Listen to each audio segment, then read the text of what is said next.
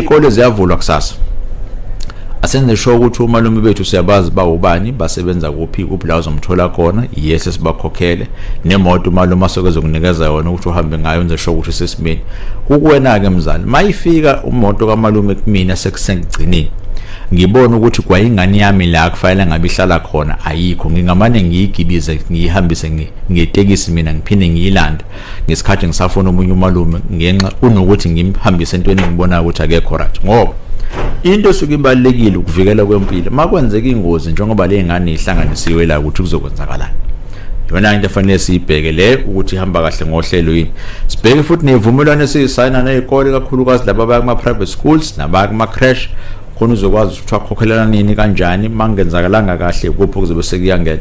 Apply i-precaution yangempela ngoba ingane yakho lesikhuluma ngayo mase kuthiwa sekukhona konakele uyothi webana sabeliphi.